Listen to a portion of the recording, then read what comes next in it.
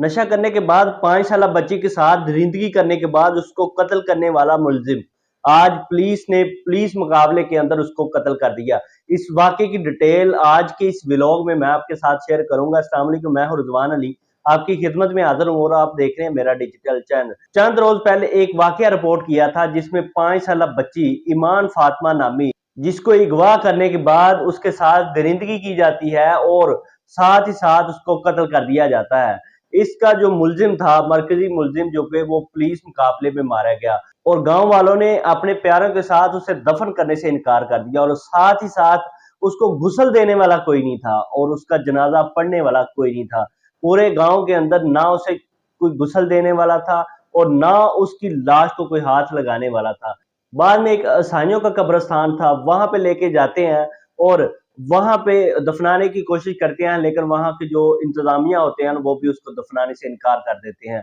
उसके बाद एक ऐसी जगह जहां पे एक रूढ़ी थी, वहां पे और लोगों ने कहा कि आप पुलिस वालों को आप इसको यहाँ पे दफन करें, हम इसका जनाजा भी नहीं पढ़ेंगे और ना ही ना हम अपने कब्रिस्तान में से दफन करने की इजाजत देंगे। उसके बाद पुलिस वाले क्रेन वाले को बुलाते हैं और वहां पे एक खड्डा खोदा जाता है, उसके अंदर उसकी लाश को रख कर उस ऊपर मिट्टी डाल दी जाती है। इतनी इबरतनाक मौत और एक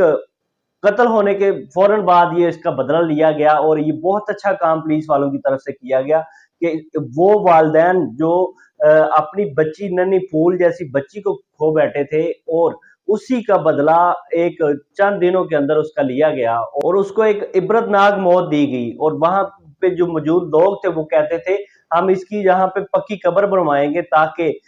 आने वाले दौर में और लोगों को इस चीज का पता हो, जब भी वो कब्रिस्तान आए वो देखें इस कब्र को कि ये वो जालिम शख्स है जिसने 5 साल बच्ची के साथ ज्यादती की और उसके साथ उसको उसने कत्ल कर दिया। ईमान फातिमा को पहले वो अगवा करता है और उसके बाद अपने घर में ले जाकर उसके साथ ज्यादती करता है। ज्यादती करने के साथ साथ उसको वो अपने घर के अंदर, सेन के अंदर जो दफन कर देता है। अब एक कमरे के अंदर वो दफन करता है उसको और सारे गांव वाले और मोहल्लेदार उस बच्ची को ढूंढते ढूंढते उस घर तक पहुंच जाते हैं और लोगों को पता होता है कि हमारे मोहल्ले में ये एक घर है जो कि नशा करने वाले लोग हैं और नशा फरोख्त करते हैं। अब इस वजह से उस घर की तलाशी ली जाती है और वहां से ईमान फातिमा की लाश मिलती है, जिसकी वजह से मौके पे उस